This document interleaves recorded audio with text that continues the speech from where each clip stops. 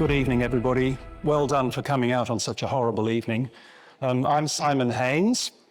Welcome back to the Ramsay Centre lecture series. Recognising our board member, Mr. Joe de Bruin, is with us this evening. Fantastic to see so many of you here. Lovely always to be back in this beautiful room, which we think of the library as our kind of Western civilization home away from home, because Matthew Flinders and his cat, of course, are just outside the window here, with the Ramsay Centre just on the other side of the street. And of course, William Shakespeare looking benignly down on us from Shakespeare Place just over there. I can see many of our loyal supporters and a lot of new faces as well. So to those of you who have joined us for the first time, do keep coming. More great events coming up later in the year, and they're all recorded.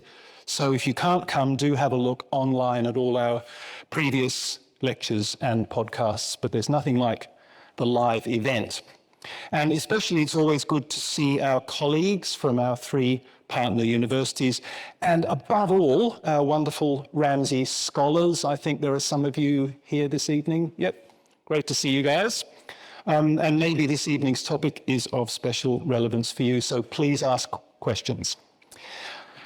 So as usual, I'd like to start by acknowledging our wonderful benefactor, the late, great Paul Ramsay, without whom absolutely nothing that we do, the scholarships that we offer at undergraduate and postgraduate levels, the university support that we're able to give for the humanities, or any of these events, none of that would be possible. His is a truly unique legacy in Australian history, and we always do our best to honour it and him in everything we do. So thank you, Paul. Now, the Ramsay Centre is about nothing if not education. And it's true that most of what we do is directed into the tertiary education space, but you can't work for very long in that space without engaging with the schools.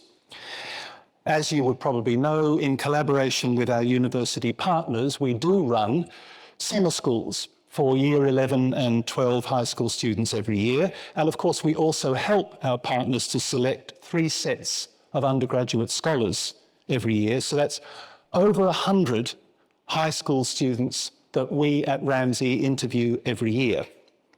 And we form some pretty strong impressions of how they've been taught. Plus, of course, many of us, including in this room, are parents or have been parents of school children. We did at Ramsay send in a fairly strongly worded submission to the last federal school curriculum review, the ACARA review. It didn't make as much difference as we would have liked, but we tried. The experience did get us thinking that it might be good to put on school-related, secondary-related events more often, since obviously it's in the schools, secondary and primary, where the foundation is laid for what young people, future university students and future citizens think of their society and the wider world that they will inherit. And we are indeed fortunate that we have one of the world's leading players in this space to talk to us about it tonight. He addressed the major classical education conference in Brisbane just last week, and also has a Melbourne engagement to go to, so we are very glad we were able to persuade him to stop over in Sydney on the way from Brisbane to Melbourne. Andrew Kern is the founder and president of the CiRCE Institute, and that stands for the Centre for Independent Research on Classical Education. Andrew is a key leader in the classically inspired education movement now reverberating through the United States. And this is no small thing. Hundreds of schools follow variations of the model, including the Chesterton Schools Network, the Association of Classical Christian Schools, the Society for Classical Learning, the charter schools networks such as Great Hearts in the South and West, and many notable independents. And of course, there are obvious and vital connections between this movement and some of the key liberal arts colleges, such as St. John's Annapolis and Santa Fe, which is a partner of the Ramsay Centre. We send a number of our postgraduate scholars to St. John's College every year to do the master's version of their Great Books program. Andrew Kern has been researching, speaking, teaching, and consulting for the classical renewal for 30 years, and he's been instrumental in the founding of 3 schools. He's consulted with well over 100 schools, cottage schools, co-ops, and other formats. He's served as Director of Classical Instruction, Academic Dean, Headmaster, and Board Member. And he speaks regularly at homeschool and classical education conferences in the United States and around the world. And in addition, Andrew Kern is the co-author with Dr. Jean Edward Veith of the book Classical Education, The Movement Sweeping America, and also with Andrea Lipinski of the CiRCE Guide to Reading. He also led the development of CiRCE's classical rhetoric program, The Lost Tools of Writing, and he loves Homer and Shakespeare and Anne of Green Gables.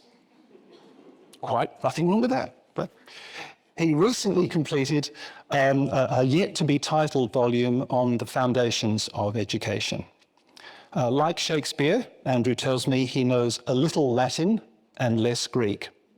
Andrew Kern is here with his daughter, Katerina Hamilton, who is a classically educated teacher and has kindly agreed to join us briefly on the podium at the end for the Q&A session. So, ladies and gentlemen, a big hand, please, for Andrew Kern.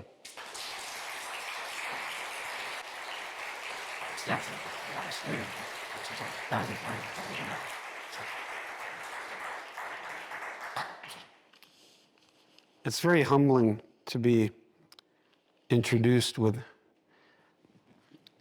such kind words. You spend most of your time, and I'm sure this is true of all of you that have taken any work seriously, you spend most of your time laboring in obscurity when nobody's watching, and you hope that at some point there's going to be some results.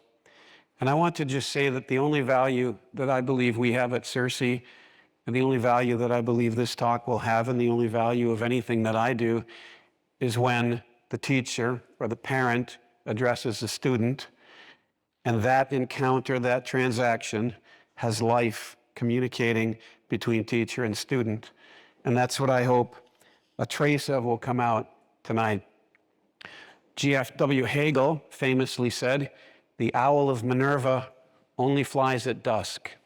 And I say that at the beginning of this talk because it is possible that as I'm speaking, we'll all become depressed, worried about the direction of the world, and fall into despair. But I want to remind you that dusk comes before dawn, and that if the owl of Minerva is flying now at dusk, it's because morning is coming. I do believe that we're going through a world historical transition, maybe 500 years in the making. But I also believe that we have a moment when the owl of Minerva is flying around. And if we can capture that owl, put it in a cage, and make it talk, and we listen, then we can hear its message. And remember, Athena is the goddess of wisdom, and the owl is a sign of wisdom. And if we can listen to what that owl says, we can, as it were, bottle it up, capture it, and hold on to it for those who wake up in the morning, so that in the new world that they'll be building, they'll have a wisdom that they could not possibly have had if we hadn't done our duty at dusk. Now that already is somewhat pessimistic, perhaps, but dawn always follows dusk. I was also touched by the mention of Paul Ramsay and his contribution and the commitment that he had to Western civilization, and the very fact that this institute exists because of his kindness and his generosity. And you ask yourself, why would somebody do that? And I think the only possible answer is because he saw something that he loved. He saw something worth keeping. And I hope that in the course of our time together, we can see what he saw, and that we can love it just a little bit more as we talk about it. And to that end, I would like, if I may, to read you a poem. It's a pretty famous poem, in fact, from Western civilization. It's from a play that you may have heard of by an author that you may have heard of. The author's name was William Shakespeare, and the play was Hamlet. Hamlet was living in an age very much like ours. and he was overwhelmed by it. He had an amazing responsibility to fulfill, which was he had to ensure that the kingdom of Denmark was preserved in spite of it being overtaken by corruption, in spite of them having a king who wasn't just, who wasn't supposed to be the king. In fact, Hamlet was supposed to be the king. And what do you do if you want to be just and good, but somebody has taken your position? Is it okay to just knock that person off and take your position back? Or does that lead to chaos? And Hamlet, in my opinion, has the greatest dilemma of any character in all of literature. He's living in a world that's breaking down, and he has to figure out, how do I fulfill my duties in this age? And it's getting to him. Now, we can't always tell if he's actually losing his mind or just putting it on, but when he sees his friends Rosencrantz and Guildenstern, he points out to them that he knows that they're spying on him. And he says to them, I'll tell you why. I know why you're spying on me, so let me tell you why. And this is what he says. I have of late, but wherefore I know not, lost all my mirth, forgone all custom of exercises, and indeed it goes so heavily with my disposition that this goodly frame, the earth, seems to me a sterile promontory. This most excellent canopy, the air, looking, this brave o'erhanging firmament, this majestical roof fretted with gold and fire, why, it appears to me no more than a foul and pestilent congregation of vapors. What a piece of work is a man.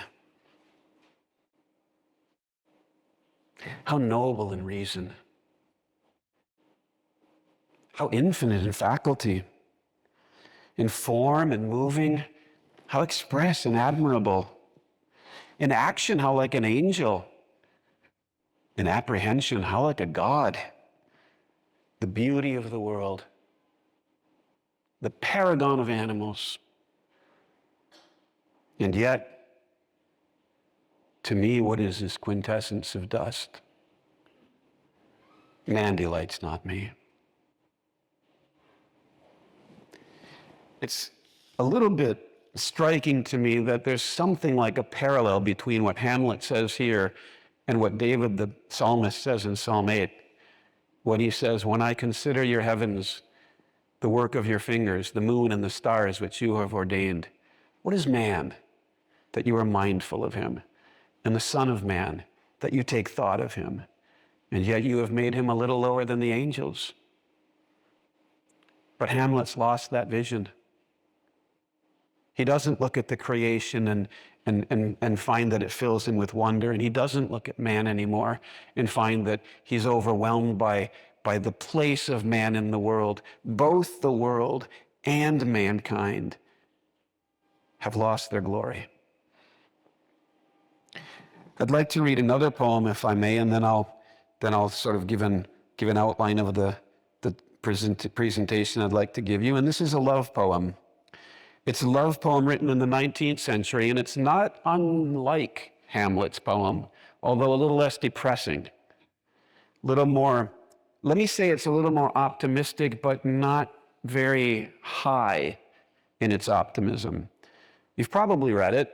It's a honeymoon poem. It's written by Matthew Arnold when he's honeymooning with his wife at Dover Beach. And he's looking out on the beach and reflecting on it. And of course, he doesn't write it all that night, but the germ idea is from that night.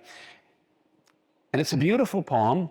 I wish I was better at memorizing and acting, but try to imagine yourself with Matthew Arnold and his wife in a hotel room looking over Dover Beach in the 1820s, I think, 1828. Don't quote me on the date. But he's talking to his wife, and he says this, his newlywed wife. The sea is calm tonight. The tide is full. The moon lies fair upon the straits. On the French coast, the light gleams and is gone. The cliffs of England stand, glimmering and vast out in the tranquil bay. Come to the window, sweet as the night air. Only from the long line of spray, where the sea meets the moon-blanched land, listen.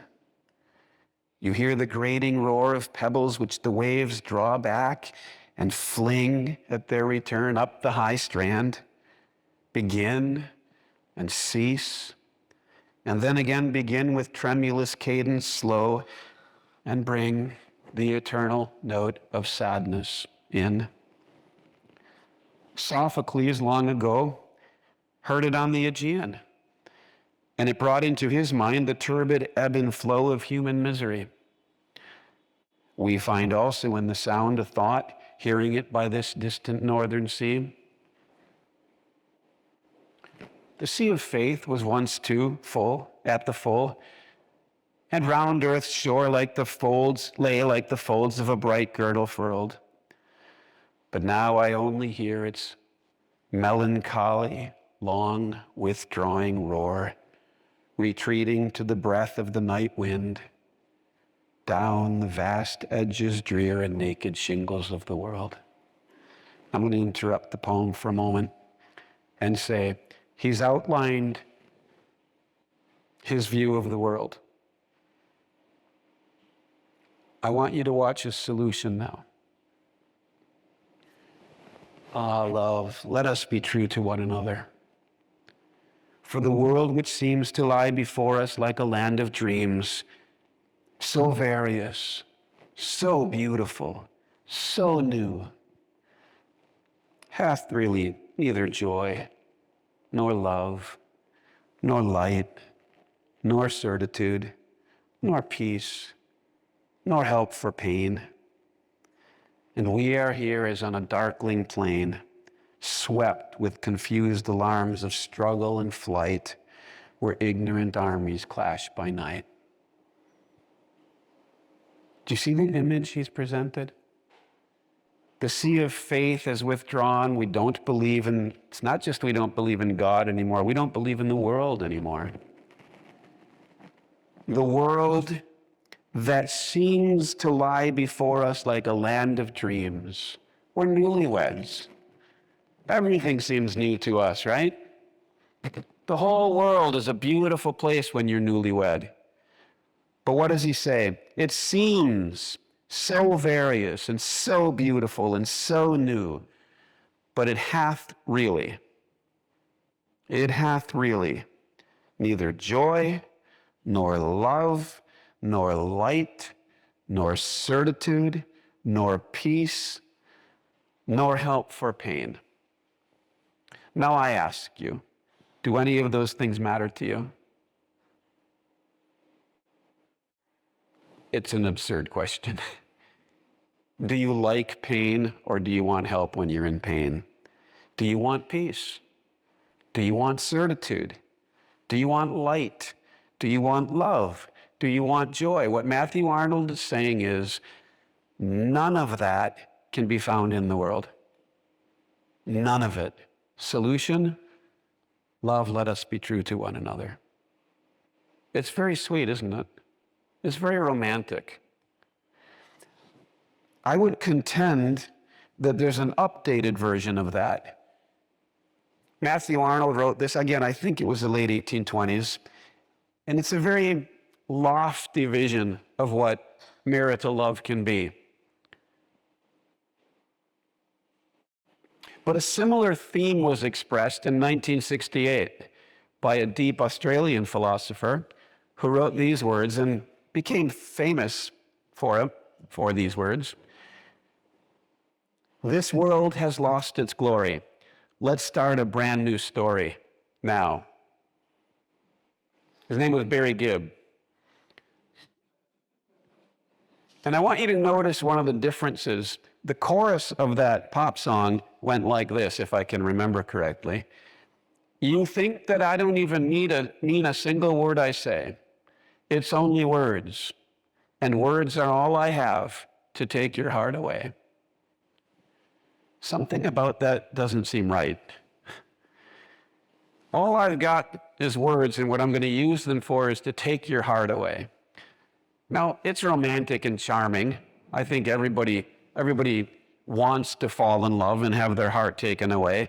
But there's something about that song that's just kind of seductive, ordered towards seduction. At least Matthew Arnold, I would say, was speaking in the context of marriage and a lifelong vow. But do you see the decline? Already in Hamlet, we're seeing a world lost. We're seeing that sense that the meaning of life has been lost, and that therefore the meaning of mankind, of humanness, has been lost. The sea of faith has withdrawn. We don't know where we are. We don't know who we are. We don't know where we belong in this world. Already in 1618, John Donne was writing these words: "New philosophy calls all in doubt. The element of fire is quite put out. The sun is lost, the earth, and no man's wit can well direct where to look for it." He's talking about the Copernican revolution. In 1618, they didn't yet know what was the center of the universe, whether it was the sun or the earth or something else. They couldn't have imagined that it was something other than the sun or the earth. But John Donne is looking at this and he's grieving over the lostness of the world. And he says, the sun is lost, the earth, and no man's wit can well direct where to look for it. And freely men confess that this world is spent. 'Tis all in pieces, all coherence gone. Now, if you're involved in education, you know that to be involved in education in the 21st century is to be involved in a domain where all coherence is gone. Fragmentation is the characteristic adjective for the way we educate kids in our school. Fragmentation is the way we build our curriculum. We don't have a coherence. But John Donne is telling us that this was already a problem 400 years ago. It didn't suddenly happen in the 60s. We can't go back to the 50s and dream about this wonderful world that everybody had a buzz cut and was military disciplined in. We can't go back to this fantasy realm. In fact, I'm prepared to argue that in a certain sense, there never has been a golden age. There isn't something that we need to go back to. But I'll say this, that there have been times when more people more clearly saw something coherent, some principle that made sense of the world. We can say that Plato saw this in the ancient world when he talked about the forms. We can say that I think Homer saw it when he talked about virtue and arete. I think we can see it in Cicero and in his approach to rhetoric and the idea that we should be building a harmonious community. We see it in Augustine when he describes the two cities and he appeals to a transcendent and eternal city. We can see it all through Western civilization, this yearning for something transcendent. And as long ago as the 3rd or 4th century BC, really Heraclitus developed this earlier, 5th, 6th century. They had a word for it among the Greeks, and it was called the logos. There's a principle that makes sense out of life. There's a principle that helps us understand the cosmos. And what the ancient Greeks believed was that there's a logos in the cosmos, and therefore there's this thing we could make up in English called cosmology, right? There's not just a view of the world, but there's a logos in the world that can be known. Not only that, forgive me for being a little philosophical here, but not only that, there's also a logos, the Greeks believed, in our minds and in our souls. Logos is the Greek word for reason, too. It's a Greek word for reason. And so because we have reason and the reasoning faculty in our minds, we can look at the world outside of us and we can have a dialogos with that world.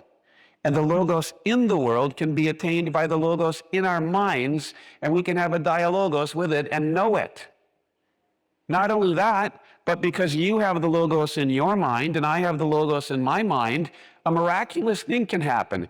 I can stand up here in front of you, and if I'm a little bit lucky and especially fortunate, I can take logi, these thoughts in my own mind, and I can formulate them into sound symbols, and I get this now, this is hard to believe, but I can make the air between you and me vibrate in such a way that it will hit your eardrum. And the eardrum will then pass those vibrations to your brain. And your brain will turn them into a sound, but not, please note this, not just a meaningless sound. Try to fathom the significance of what I'm about to say. Meaningful sound. And your mind can hear what I said. And you won't understand it exactly like I mean it, but you'll understand it well enough like I mean it that you'll have some understanding of what I'm saying.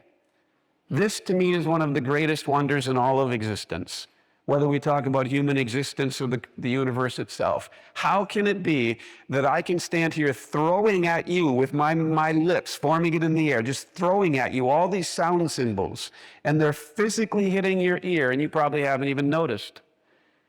Does anybody know how many words I've said? You can't count them individually, can you?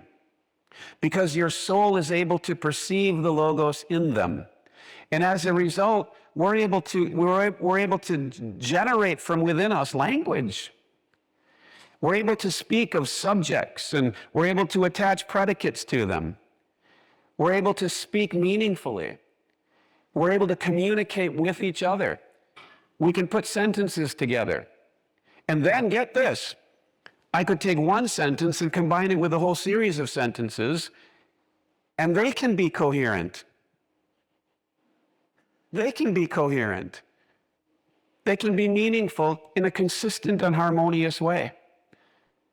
Now I'm introducing thoughts of logic.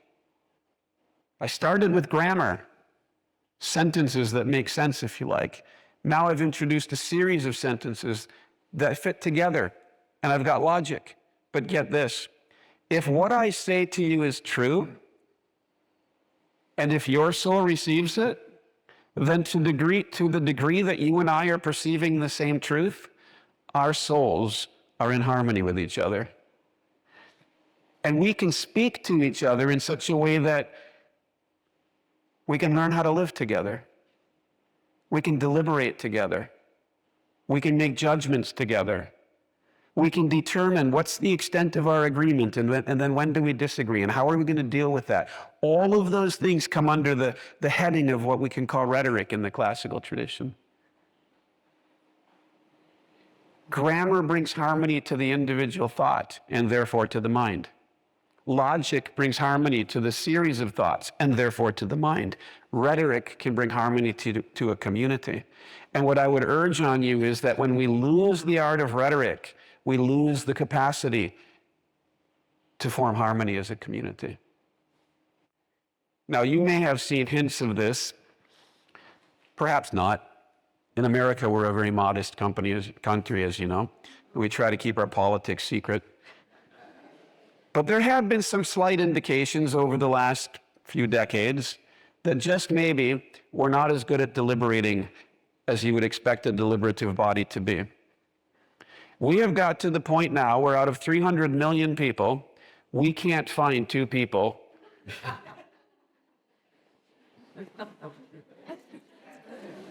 to have dinner with.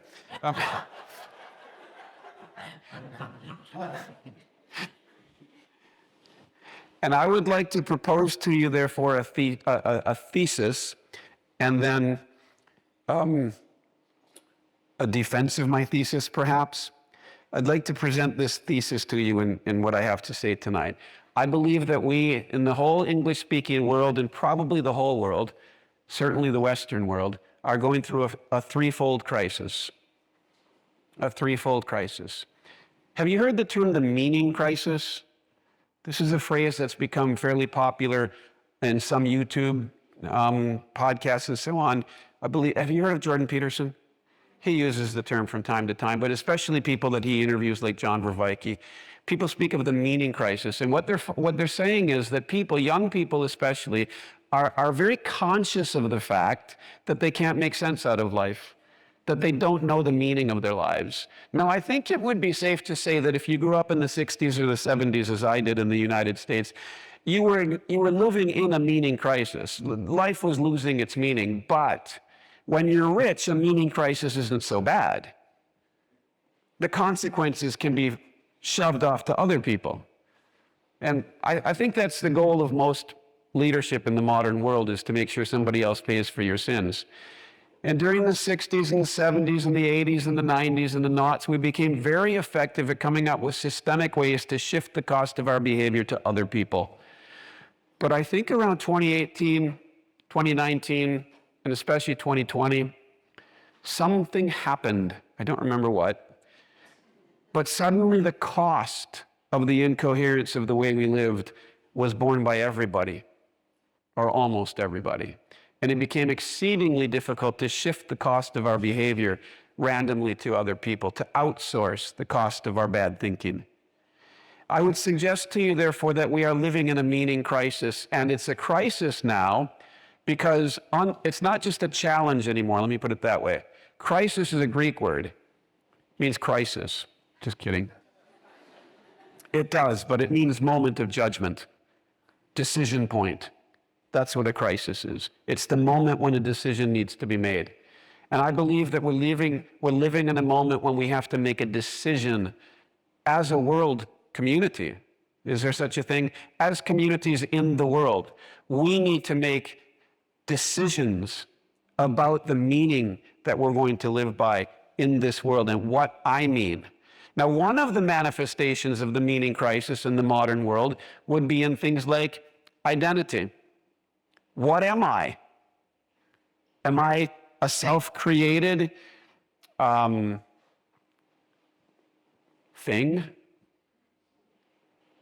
I don't know how else to end self-created. Am I self-created? Because if I am,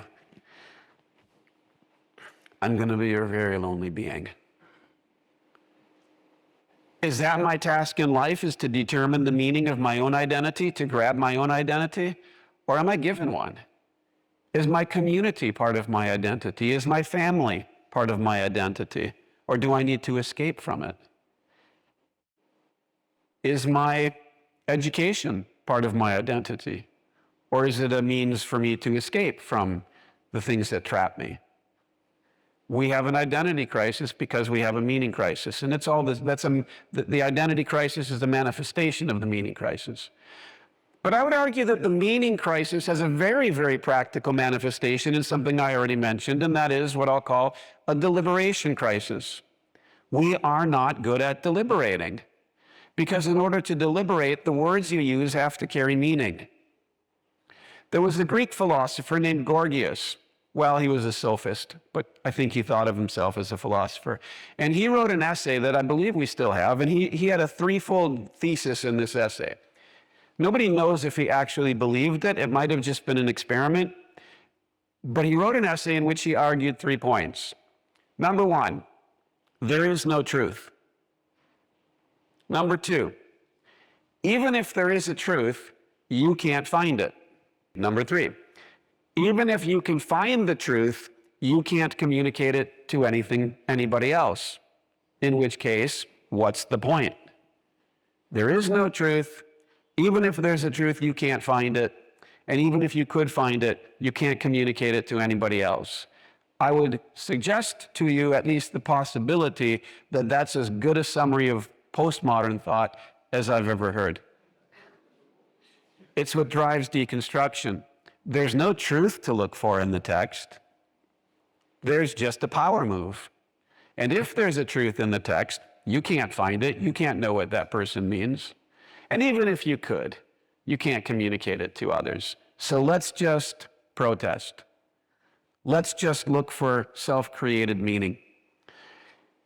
We live in a deliberation crisis because in a world where there is no meaning, ultimately, then the meaning of words is only the meaning that I impose on those words while I speak to you.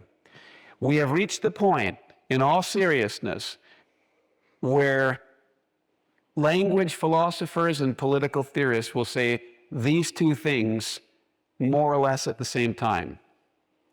All language is violence. Silence is violence. Therefore, to exist is to be violent. They don't draw that conclusion. They don't care about logic. They don't feel bound by it. But those two statements are not unusual in intellectual circles. To speak is to engage in violence on the person you're talking to. To be silent is to engage in violence on the person you're not representing. We are a violent species. Now, the reason that doctrine is attractive is because we are a violent species. We are inclined toward hurting each other. We are inclined toward breaking relationships for really incredibly petty purposes. But the solution to that is not to say, love, let us be false to one another. The solution to that is not to say, there's nothing that can be done about it, so just be more violent than the other person. Matthew Arnold said, there is no peace in this world.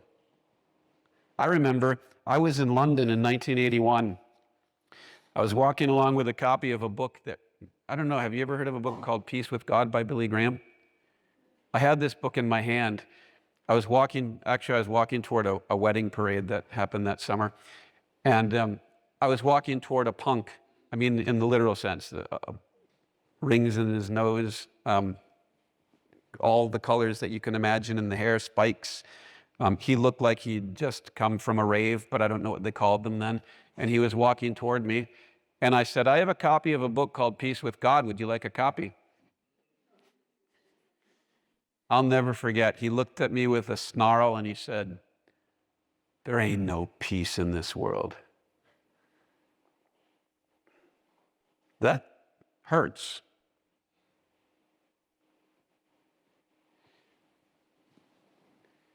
We're not healthy when there's no peace. We're in a crisis of deliberation, and one of the consequences of that inability to deliberate, especially together, is that we can't attain peace together. I would suggest to you that there's a third crisis that's even greater than those two. That's a source of those two. And it's the one that Barry Gibbs taught me about. It's a glory crisis. This world has lost its glory. That's what Hamlet says. That's what John Donne said. That's what Matthew Arnold said. That's what W.B. Yeats said. That seems to be a common theme over the last few hundred years. This world has lost its glory. When we look at each other, when a mother looks at her infant baby, I don't think she believes that. I was flying in on an airplane from Melbourne to Sydney last night, and there was a mother with a baby just right here, one seat up, one seat over. And toward the end of the flight, I made eye contact with the baby, and we just sort of started goofing around with our eyes, just looking at each other and laughing at each other. And what I could see was that this child was frequently smiled at. The mother of that child knew by instinct that this baby, this child, was a glorious, wonderful, unimaginably great thing. But how often that meaning and that glory is lost by the time that child is 5 or 6. I used to do teacher training. Well, I still do teacher training, but in the 90s, I would do teacher training in schools, and I would ask, and I would say that in just a moment, I'm going to give a very analytical definition of classical education. But I would say that it had to do with virtue. And so I would say to teachers, how many of you, when you were being trained for teaching, were taught in your teacher training program to cultivate virtue in the children? Every time I said it, they would laugh at me. The notion that you would be trained to cultivate virtue in children was literally laughable.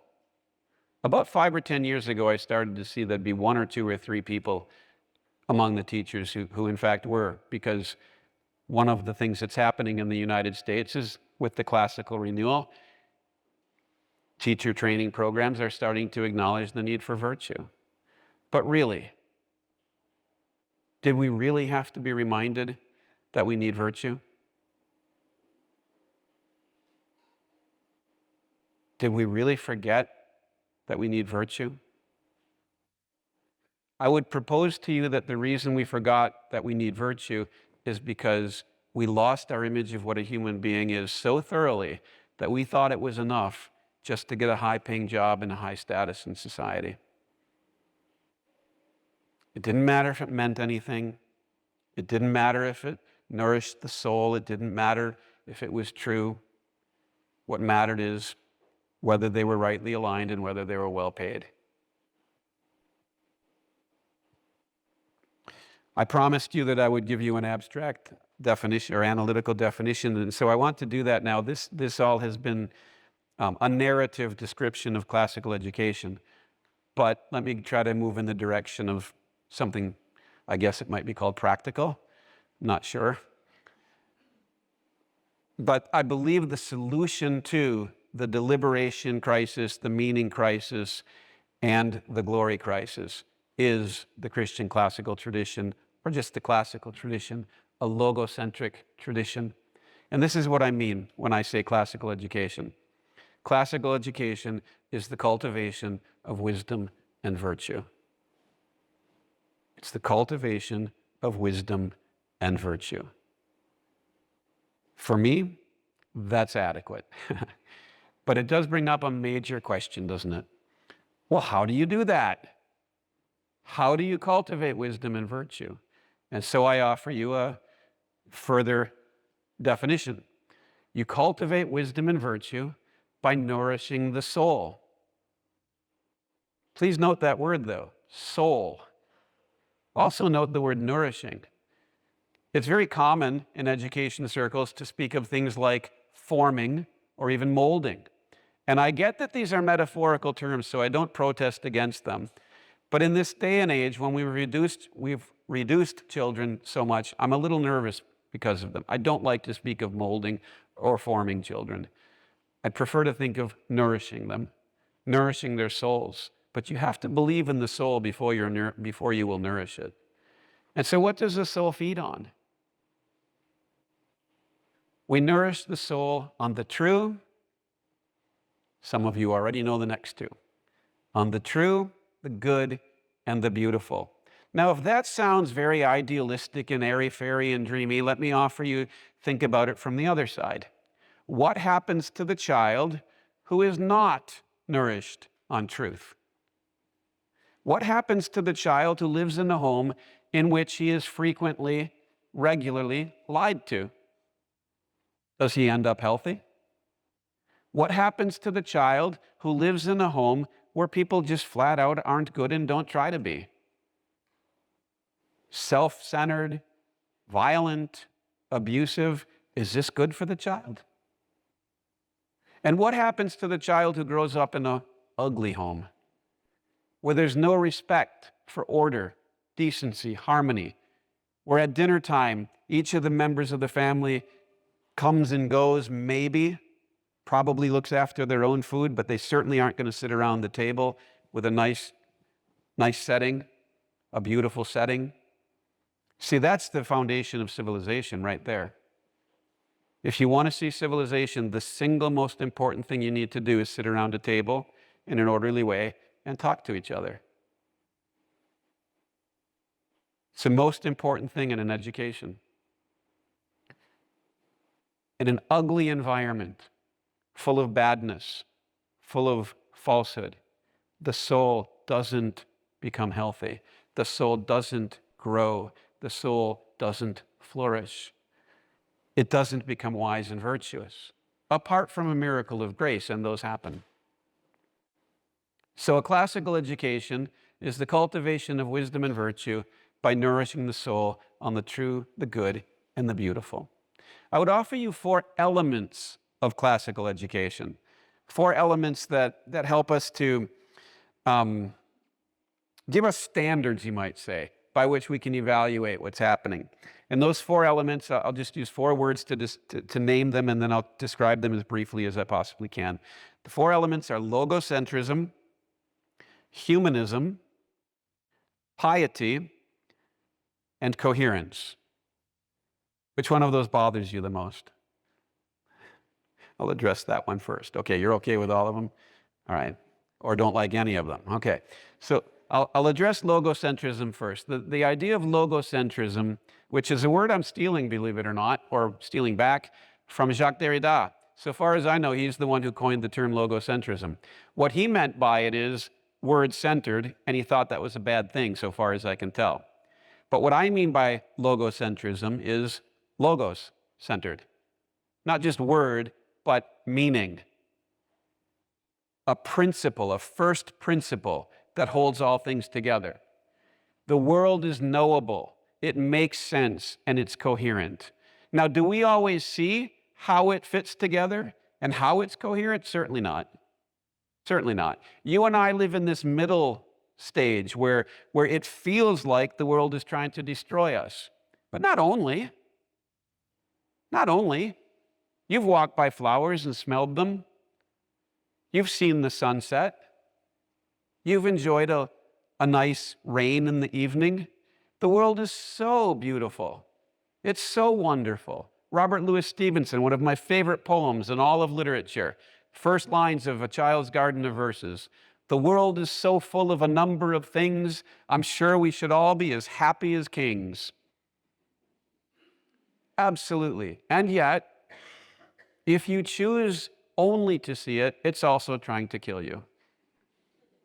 It's both, and we live in the middle space. But your question, your need, your decision, your crisis is to decide which is it ultimately. Is it ultimately broken, chaotic, and meaningless? Or is it ultimately true and filled with beauty and meaningful? I would contend that the modern world, beginning around 1600 and gradually embracing this with firmer conviction, has decided for chaos and nihilism. We still have the option of cosmos and meaning. We still have the option. It's a matter of where you put your faith. And it's not arbitrary. There's no more reason to believe that the world is meaningless. No, there is no reason to believe that the world is meaningless. And there is plenty of reason to believe that the suffering that we go through is meaningful and is worth it. Now that's logos. We live in a meaningful world that can be known and ultimately can be explained, although no, I can't explain it all.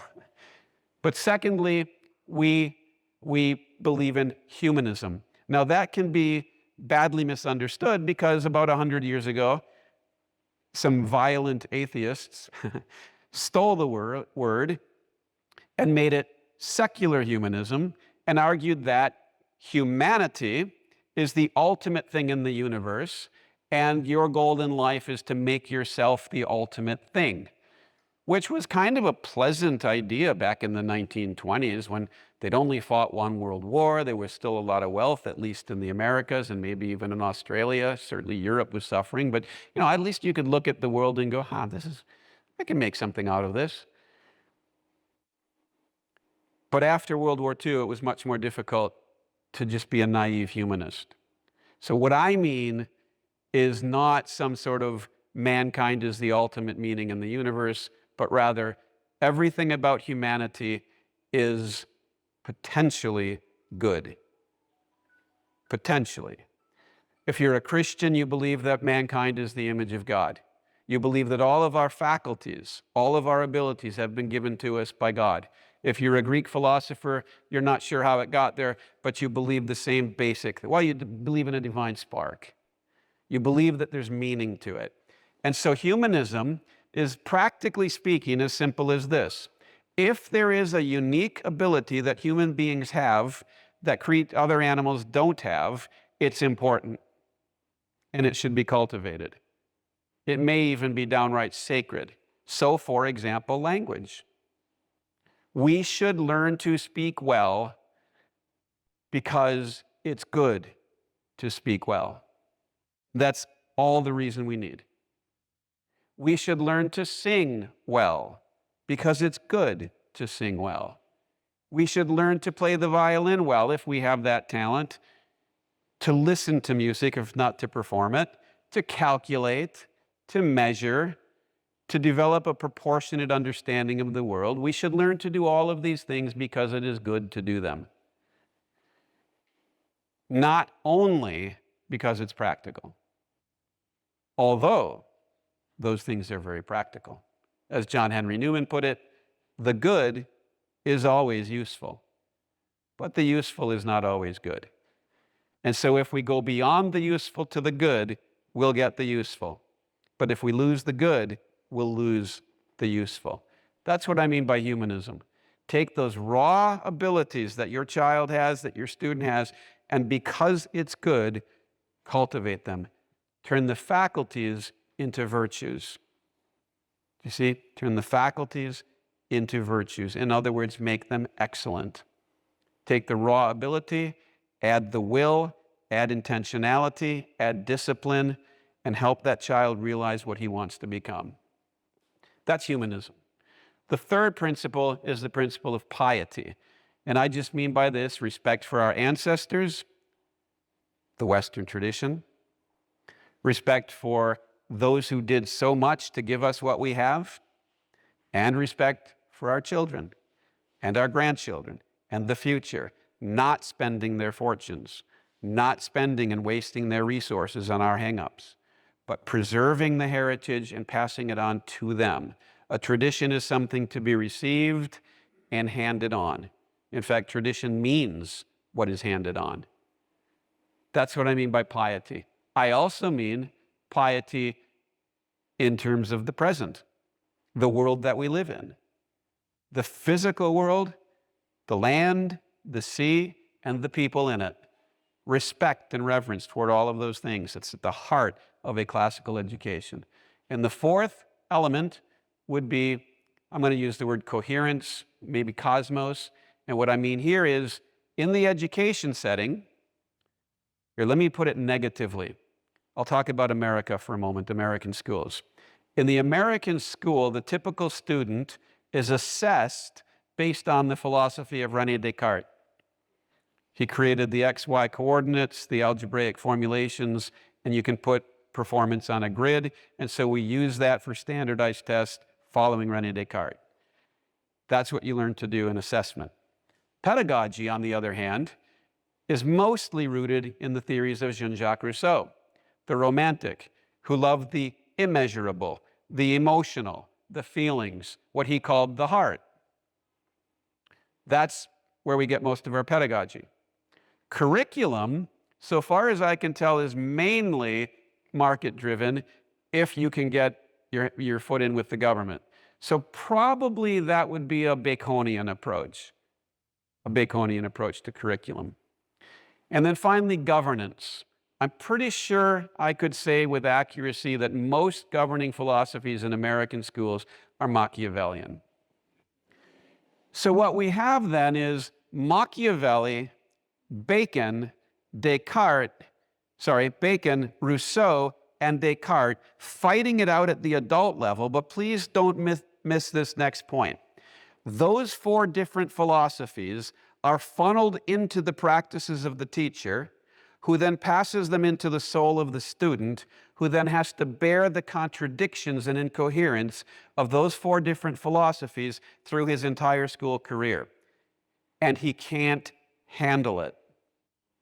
As a result, not only of that, but as a result of the fragmentation and discord of the educational practices, the child's soul becomes fragmented and discordant. Now, please note the word discordant. I don't remember. I think this is an Anglo-Saxon word, but a simile for discord is disease. Dis-ease. Historically, people have always understood sickness to be discordance. It might be a physical discord between the parts of the body. It might be emotional discord. It might be intellectual discord, but they always regarded these as basically a disease. Now think about that. What I'm arguing is that postmodernism is not a philosophical conclusion, it's a mental habit that we start teaching children in kindergarten. And mental illness is not a consequence of some traumatic act that happens at some point in many children's childhood, but it's a product of the way we teach them. That it's a product of the way we disorder their minds when the primary function we ought to be engaged in is ordering their minds. I believe that the suicide rate in the United States among children is so high because kids go to school. And I know that's sort of a daring statement, but I wish I could say, nah, I'm just kidding, I'm just exaggerating. No, I've been watching kids for 35 years, 40 years now almost, professionally, interacting with them, and the suicide rate has gone up and down, but it hasn't significantly diminished, and right now it's way up. And when children are killing themselves, adults need to ask why. That is not a cultural anomaly. But the trouble is, data-wise, once they're dead, they don't give us any more data. We don't hear their complaints anymore. They're not part of our calculations anymore. So René Descartes isn't capable of even seeing the significance. We live in, I believe, a broken and fragmented age in which we are going through a crisis of deliberation, of meaning, and of glory. 3 changes have taken place in particular. This won't take long to say, and then I'll wrap up. 3 changes have taken place that I think we need to note. In the classical tradition, because they believed in a logos, people believed in a cosmos, a world that was knowable and made sense. In the 17th century, that cosmos became a mechanism. In the 18th century, in the 19th century, that mechanism became a self-perpetuating scientific experiment without a scientist. And in the 20th century, that self-perpetuating scientific experiment became nothing. It became nihil. It became chaos. When you live in chaos, you develop different habits than you would develop if you lived in a cosmos. In a cosmos, what you need to know it is virtue. What you need to know a cosmos is virtue. But if you live in a mechanism, how do you know a mechanism? A machine, a watch, for example. You learn a method. And so we've replaced virtue with method over the last 400 years. Gradually, more and more, method comes to dominate. But methods, they can be very useful in a specific context, but they can't replace virtue. And so virtue has been replaced with method, and we've lost our virtues as a result. And finally, we've replaced the curriculum of the liberating arts of truth, perception, and harmony with subjects. The subject, so far as I've been able to determine, became a thing in the 19th century, the late 19th century. The great thing about subjects is whoever's in charge can say they are whatever they want. So they're a great tool for tyranny. That doesn't mean everybody who lines them up is a tyrant, but somebody who wants to has that opportunity. But subjects, you'll note, have been gradually replaced themselves. Subjects have been replaced with studies. And look at what's happened. We've gone from the liberating arts of truth, perception, and harmony, arts that enable us to grow intellectual virtues and see the world as it is, live in it, and communicate with each other. We've shifted from that to subjects so that we can recall information and pass tests. And we've shifted from that to studies so that we can become activists. This is not healthy. I would argue that we need a restoration, not of even subjects, but of the liberating arts, because they teach us how to deliberate. They teach us how to be free people. And they teach us how to order our minds and our souls. And they will, and I have seen this, they will restore mental health in our children, harmony in our families, and order in our communities. And I propose to you, therefore, that a classical education is the cultivation of wisdom and virtue, by nourishing the soul in the true, the good, and the beautiful, by means of the what I'm calling the liberating arts. The liberating arts. And if we can restore that, we'll see logocentrism, we'll see human flourishing, we'll see respect for our elders and respect for our children and respect for our world. We'll learn to deliberate again, and we'll recapture coherence. And with that, I think I better stop. Thank you. Wow, that was quite something. I suspect there's a room full of questions out there, so maybe I can just take advantage of the fact that I get to ask the first one. It's hard to know where to start, Andrew. There's so much to pick up on in what you've said. Wonderful, wonderful talk. So what I'm going to do is just quote back to you something you said yourself. You're going to hold me responsible? Yeah, absolutely. Oh, this was in the New Yorker just recently, an article by Emma Green. And you said there was a war going on between the progressive and the classical educators, and the progressives won in a rout. So you've given us some intimation of what you meant by all of this already, but I'd like to get you to talk a bit more about this war. I mean, I guess partly, I'm just thinking from the perspective of education theory, you're partly referencing the Dewey, Piaget type reformers, the idea of student-centered learning, and you mentioned Rousseau. This goes back to Émile, surely. Yes. And on the other side, I can remember Dorothy Sayers, of all people, in the 1940s, arguing for a return of what you've mentioned as the classical university trivium, the grammar, the logic, and the rhetoric structure. So this war, you say, was won by the progressives in a rout, but you don't really think that they've won, do you? Isn't what you're standing for to say that they haven't? We still have to push back. Tell us about the war, and has it really been won? Let me give you one more quotation from the education activist, Diane Ravitch, about classical charter schools. She says they've become weapons of the right, as they seek to destroy, as the right seeks to destroy democratically governed public schools, while turning back the clock of education and social progressivism by a century. So kind of a radical politicization of something that you'd say surely is not a political undertaking at all, right?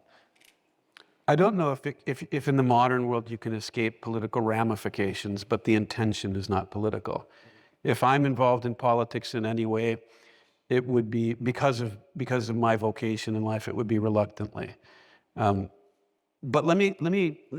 you really got me thinking with the first question, because it strikes me that today is June 6, 2024. On June 6, 1944, the British and the US crossed the English Channel, landed in France, and began what we call D-Day in America. Do you call it D-Day here? Yes. Okay. D-Day, yeah, absolutely. And good to remember. Yeah. 30,000 people, men, died on the beaches of Normandy. From the 30,000 American men died that day. Well, in 3 days, 30,000 men. I think of that because you mentioned Dunkirk. Was it you that mentioned Dunkirk? No. Somebody mentioned Dunkirk to me today as the other D-Day. Oh, it was John Anderson. In 1939, the Germans invaded Poland, and in a matter of a couple weeks, defeated the 5th largest army in Europe. 6th largest. In 1940, in the matter of, I believe it was 6 weeks, they defeated the French, which took 4 years to fail to do in World War I. And I don't know if you've ever seen this, but there's an extraordinary video of Hitler doing a jig when they signed the treaty, where the French surrender, where Pétain surrenders to the Nazis, and they signed this treaty on the train where the First World War was surrendered. You can imagine Hitler's sense of elation and triumph at that moment. I think in that sense, the progressives routed the classical educators. I don't think the war ended. I think that it was a rout like the German Blitzkrieg. But I think that the last 3 or 4 years have been something, the last 100 years have been something like that time between 1940 and 1943. And let's say El Alamein, let's say Stalingrad, those battles that finally brought the Nazi regime, the Nazi advance to a turning point. And I'm hoping that we've reached that turning point, that progressivism has worn itself out, that it's so fragmented and so broken and so evidently false that it's worn itself out. Did I dodge your question or did I answer? Kind of, yes. You took it into a whole other dimension, but Yeah. thank you. And I'm aware there's a lot of questions from the floor, but perhaps I can just ask Katerina a question too, as a teacher. We had a terrific panel in this room on secondary education in Australia just last year. And one point that the panel, which reflected a range of views, but they furiously agreed about this, was that teachers themselves are often very dissatisfied with what they have to do, with the curriculum they have to teach and the way they have to teach it, particularly that they're asked to do too much. In practice, very often having to design their own curriculum. So one thing I'd like to ask you is, as somebody who's been raised and teaches in this classical education model, how do teachers respond to having to do it? How does it seem to them? What's their feeling about teaching such a curriculum? Oh, that's a great question. I think there is a beautiful simplicity in teaching classically. My experience with it and what I've seen from other teachers as well is that the 7 liberal arts offer a very vibrant and flexible framework that's more of a form, really, that in that a form provides boundaries, but then it also allows life to take place, because an amorphous material is not, there's no life in it, right? So a form can enable life. And so in my experience in working with teachers and being in teacher training programs, the 7 liberal arts do offer a life-giving form, but then also we have some very powerful and I think very natural, intuitive pedagogies as well. We teach with the Socratic and the mimetic, and those are also very simple once you really see them. And that's because they're natural. It's the way humans are always learning. So I think that classical education sets the teacher free to trust the curriculum that they're offered, that they're using, but then know where do I have flexibility? Where can I adapt? Because a good teacher is always adapting to the students. We shouldn't have the exact same class from one day to the next, or from a 7th grader to a 9th grader. We should be adapting to the circumstance. And so we need a curriculum that's flexible enough to let us do that. So we have to have really marvelous teacher training programs, but then in that, having a form that teachers can work within and know where their boundaries are. Right. Does that help? Yeah, that's great. Thank you. So over to the audience. So I can see a question right at the back, first of all. Hi, great talk, just so much. I could probably ask you about 1,000 questions. I'm Penny Wright from Hertford College. Nice to see you. Yeah, we are hopefully beginning the classical education movement in Australia, and we know other schools are opening. You spoke about the soul at a number of points tonight, and you spoke wonderfully about the problem that our young people are experiencing through the lack of a coherent philosophy guiding them through life. We see that in education, we see it in healthcare, that lack of recognition of the soul being the driver in decision making. But most people don't view the world that way. They don't actually stop and think that way. And we have that experience of parents. How do we invite parents in when the soup they're mixing in doesn't actually recognise we are all beings with souls that need to be nourished?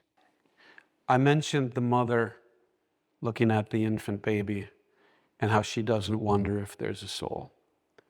And then something happens where we forget and we think all that person has to deal with in life is to get a job. We look, that's what I mean by the glory crisis. I believe that parents want badly to believe in their children's souls, but it's not part of their vocabulary, and so we need to give them vocabulary. It's not part of their conceptual framework, so we need to give them a conceptual framework. It's not part of the metaphors that they use to approach life, so we need to give them better metaphors. I believe that there's no sort of turn the light switch back on for most parents, but I believe that there is a natural affection for parents for their children and a natural sense of dreaming that never goes away. But underlying it all is an incredible fear. There's an incredible fear. What if my child won't succeed, won't be able to feed himself, won't be able to have a good family, won't be able to have a good job? But I'm going to bluntly state this. I think the biggest fear for a parent is, what if my child makes me look bad? We have to help them honestly confront that fear, because we all confront it. And so I think I might not be getting specific enough for your context, but I think those are the things that we need. Let me put it in a sentence. We need to appeal to the parents' better nature beyond their fears. We need to appeal to their better nature. Their fears are legitimate and just. So I don't mean, if you have those fears, I do too. I'm not saying don't have those fears. I'm saying hope for something higher. There's more to it than that. So I'm seeing 3 questions at the moment, right at the back, and then 2 closer here. Thanks. Again, quite similarly, found so much in that was so engaging, particularly I think the balance between content and culture in training or formulating, nurturing students. Thinking about, I guess, both content and culture, do you think it's more realistic to put energies into changing school systems from within or establishing new schools, new systems? And I suppose within that, is there kind of more research needed in one of those things, content versus culture, or?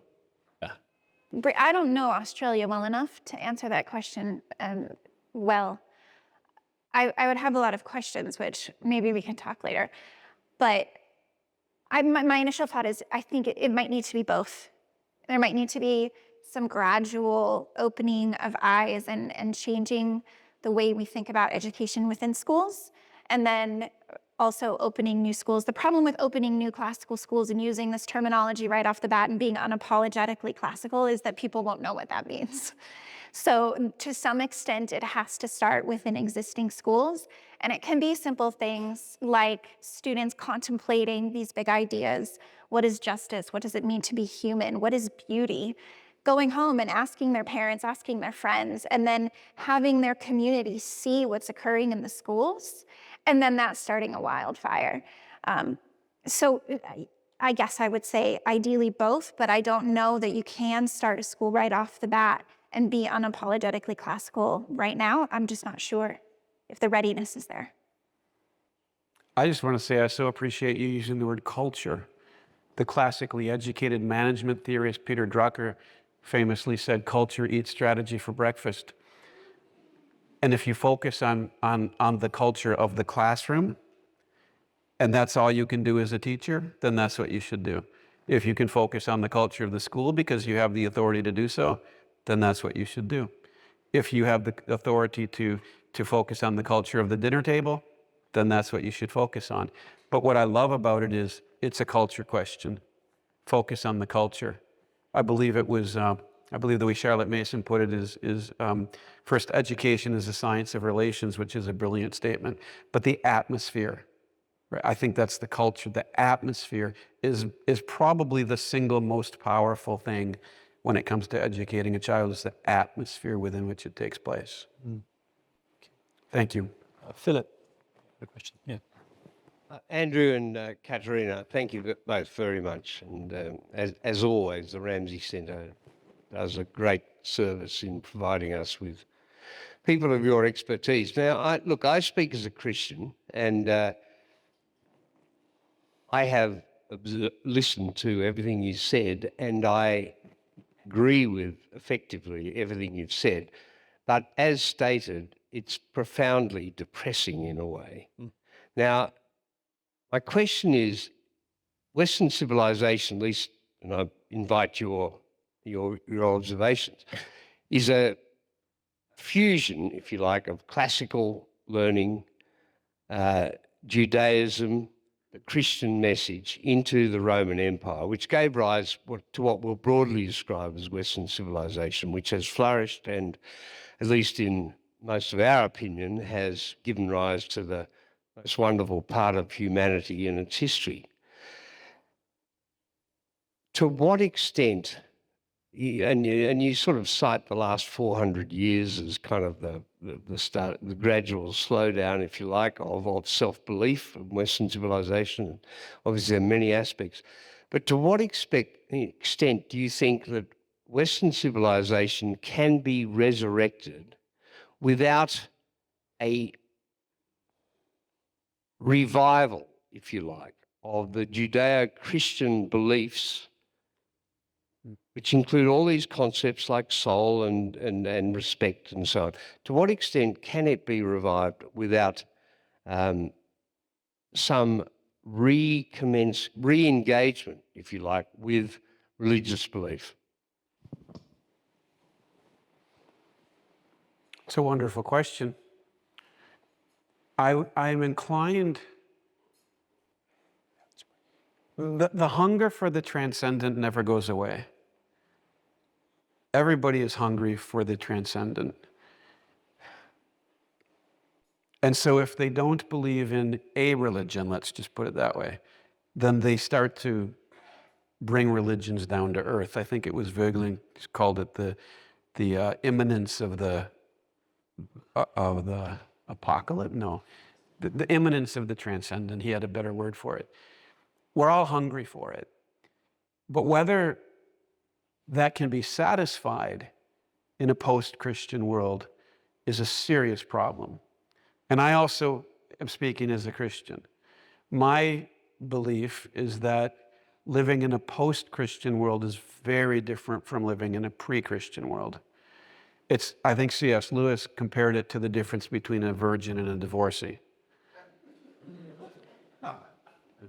There was resistance to Christianity in the Roman Empire. They martyred a lot of people, but eventually they accepted the wedding, let's say, the offer. But now there's a deep cynicism.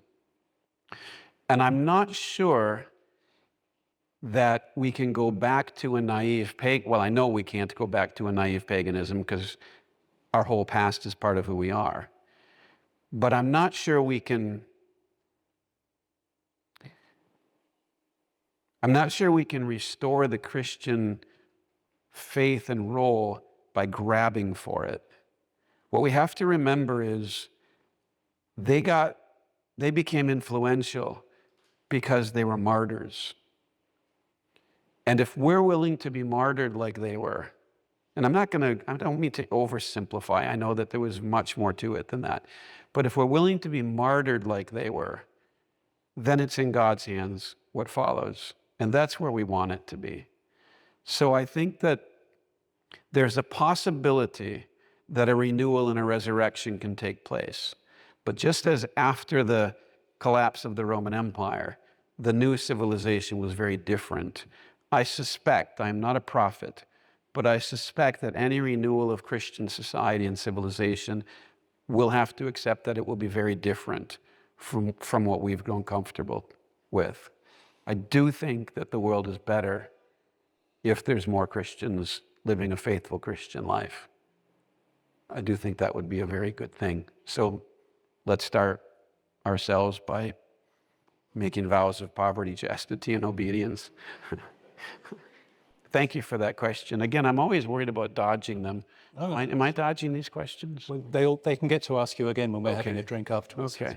There's a question in the aisle just here, Jack, just behind Philip at the end of the row, and then Tim Mitchell just back there. Yep.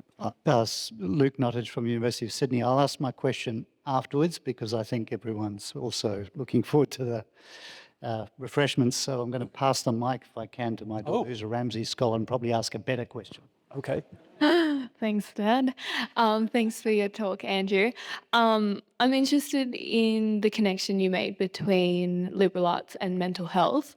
Like having finished the Western Civ program last year and being someone who hasn't not suffered with mental illness, I thought that your hypothesis was interesting, especially because I just finished reading Jonathan Haidt's book, The Anxious Generation, which is like an in-depth study of proven proof that social media is the cause of the mental health epidemic and suicide epidemic that we're seeing. And I think I've also been reflecting a bit on the Western tradition and the ways of thinking, like the way my mind has been cultivated over the past couple of years, and the emphasis of logos and logic, and what role that has even played within suffering with anxiety. And I think for me, what's missing, I find, in the liberal arts tradition is a lack of emphasis on, say, intuition and spirituality. Though it has come from Christian roots, I think that, I guess I want to ask more about where you think liberal arts can help with mental health, because if social media still exists, and I think if secular society prevails, then people's war with the mind is so difficult, especially with mental health being, a war in the mind, and then the Western tradition being a lot of thinking and words and even a bit of dualism and black and white thinking that has come through the Greek logical tradition. So much to think about. I'll give you a very glib answer, a very caricatured answer that we can unpack if you want in further discussion. I think that in the 13th and 14th century, when logos was replaced by nomen, when nominalism became the dominant mode of accessing reality, words became more important than things. In other words, than reality. The name for things became more important than the reality because people stopped believing the reality could be known. That broke the union between mind and world. I believe that around that time, even before Descartes, you then see this obsession with method. Okay, so you have a scholastic method. And the scholastic method in Thomas Aquinas is very different from the scholastic method in the manualists, let's say. He's summarizing deep intuitive insights. Many of the manualists are trying to structure thought in this very rigorous cathedral-esque way, fixed, right? I contend that the logos itself is the guide to our intuition, that maybe a more Greek understanding would be helpful, perhaps that needs to be renewed. I believe that in Plato, in Homer, you see deep intuitive insight growing. But you see, what we've done is since the Enlightenment, we were afraid of intuition because we see intuition as the opposite of reason. But I contend that intuition is what guides reason. That we all have an intuition for harmony, right? So it's physically manifested in music where we don't like discord. But it's intellectually manifested in our thinking processes when we don't like bad logic. So which is that? Is that intuitive to not like bad logic, or is it rational? I contend that the intuition for harmony precedes the rational desire for a clear argument. Spoken like a true romantic. Well, if I can be true at anything, that's great. No, that's great. That's fantastic. Tim. Thank you, Andrew and Katerina. My mind is excited, and my soul, from your beautiful presentation this evening. But before asking my question, I just want to make a cultural point. given you're from across the Pacific. In Australia, our favourite form of footwear is called a thong. You might know it as the flip-flop. One of the best types of thongs you can get is called a double plugger. So if you buy thongs, don't get a single plugger, get a double plugger. And what's the relevance of a double plugger? Well, I'm also from Hertford College, and my wife's mentioned it already, so I just want to plug it again. As the first classically inspired school for boys right here in Sydney, just near New South Wales University. So enroll your children and your grandchildren. You're most welcome. But my question, in all your experience talking to schools, consulting to schools, going around schools, can you talk about the ethos that impresses you the most when you're in the staff room, when you're amongst the teachers, or the teacher interactions with parents? What is the model school doing that really works well in a classically inspired liberal arts context, where you say, yeah, these people get it, they've got that unity, they've got that harmony, and it's being relayed to the students? Maybe for both of you, that one. So I would say, just off the top of my head, in terms of entering into a school and interacting with the teachers there, the first thing that strikes me is that the teachers listen really well. They make good eye contact. There's an open receptivity, because teachers in a classical school ask a lot of questions. And that's whatever pedagogy they're using, we ask a lot of questions. And so a classical teacher has a posture of humility and receptivity, and they're able to be hospitable to anyone who comes into that space and create a hospitable environment for truth and for the people who will seek truth with them. So that's what really strikes me as different just right off the bat when you're engaging with classical educators in a school. Another thing that you might notice is that it's going to be a very beautiful environment. So I don't know if you're specifically asking about the teachers or the school as a whole, but there will be art. It will be a beautiful space. There might be beautiful music. You might hear beautiful poetry, but there would be a celebration of beauty in that environment. And the students are very respectful, and there's going to be a sense of order even from the students, and they listen to each other. So again, the students are imitating the teacher. So that posture of humility and receptivity and providing space for others is there in the students as well. So you can identify a classical school, I think, within a few minutes of entering by looking at those things. The integration of discipline and freedom. It's common in an American classical school that if you walk in, the students have been taught to stand up and greet you together. And it looks from the outside ridiculous. How dare you make these kids all do that? But the thing is, especially the younger ones, they enjoy doing that. As a result, they like working together on things. They like being unified on things. They wear uniforms typically. But when it comes to actually thinking, they're secure in their harmony. They're secure in their place in the community. And so they don't mind thinking differently during a discussion. I can remember a third grade class. There was a discussion with 12 kids in my class. I forget the issue. I just remember what happened. One student took one side of the argument. The other 11 took the other side. So I let him defend his position. And in the course of the discussion, I would say probably 10 of the other ones came to his side. For a third grade student, that's a magical moment. And I think that sort of discipline and orderliness sets up an environment for free inquiry. And I mean, every comedy routine has if it's two people, there's a straight man and a lunatic, right? And that's because that's the nature, that's left and right brain. That's the nature of reality. You need structure so that you can freely move within that structure. And most classical schools do a really wonderful job of doing that. One last thing, eye contact. Children in a classical school have amazing eye contact with adults, not just with each other. It's a beautiful thing to see. I wonder how often conversations like this happen around faculties of education in our universities. Possibly not enough. David Cavallo, you had a question. That's a Dorothy Dix, Simon. I should declare an interest. I'm the Executive Dean of the Faculty of Education, Philosophy and Theology at the University of Notre Dame.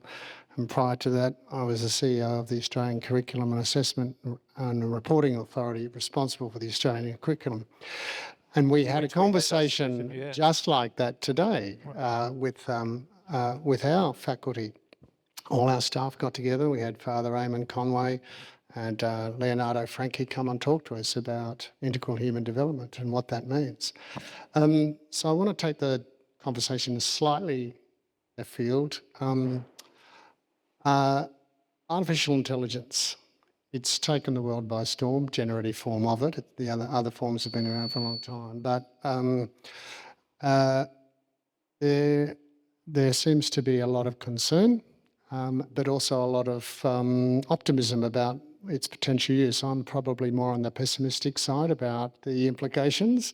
I'm not confident that our regulatory frameworks are going to stand in the way of big tech financial interests in terms of data harvesting and a whole range of other things. I just curious about what your own observations are about the implications of this technology for education, more broadly, for society and therefore education, and particularly what the classical education might be able to bring to that phenomenon. Let me preface any comments I make by saying artificial intelligence is very new, and any thoughts I have are highly speculative, and I cannot speak with authority. But I will say I don't believe it's intelligence that's being artificialized, that the phrase artificial intelligence cannot possibly mean anything, and therefore the technology that calls itself that is innately self-contradictory.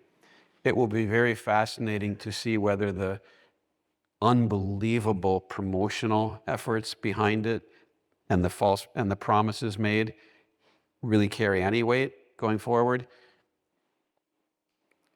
I think it might possibly be a turning point, a Stalingrad battle, where people see how absolutely idiotic we've got. And we're not going to fall for it. It's possible. But I wouldn't let my students near it in school. I would never let them touch anything that has to do with the chat GPT sorts of thing. I would not let them go near it as a matter of admission policy. I'd make them swear an oath that they will never. Okay. I'm just going to allow one more brief question.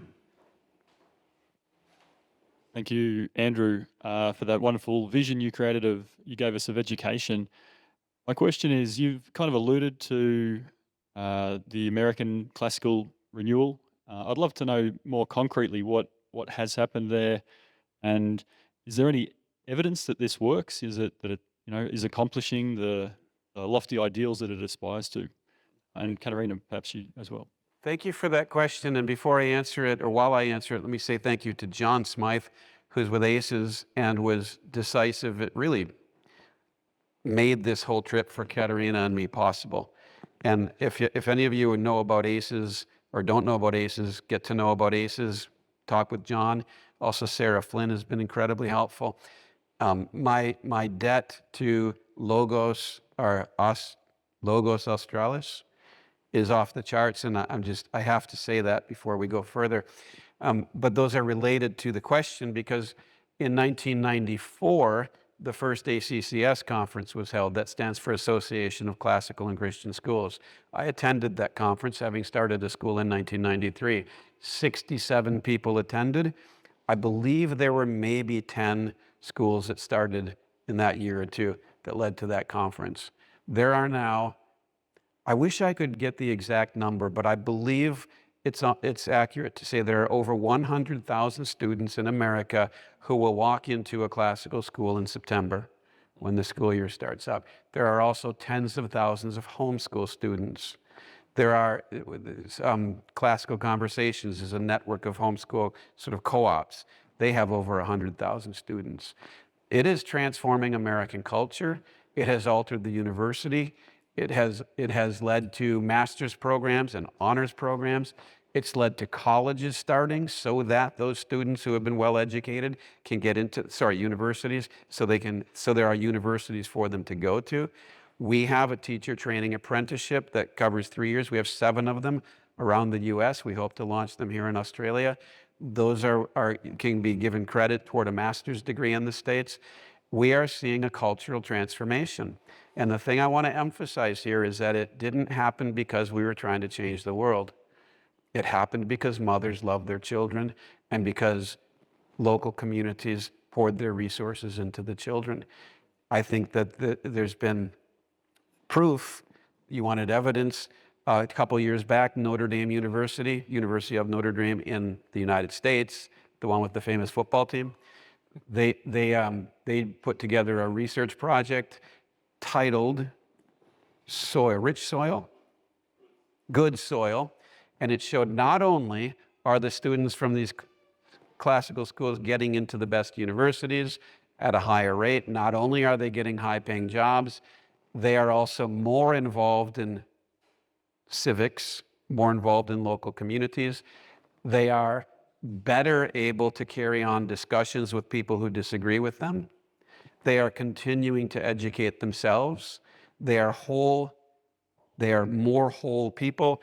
They are for the Christians among you, more of them are staying within the church. More of them are staying in the faith. In almost every measure, they're significantly outperforming any other category of students in America. It's called Good Soil, and I highly recommend that you look that up. Well, I think, Andrew, Katerina, you've given us just a fascinating evening and a hopeful one, I have to say, in the end. So thank you so much. Everybody, please join us for a drink. Big hand.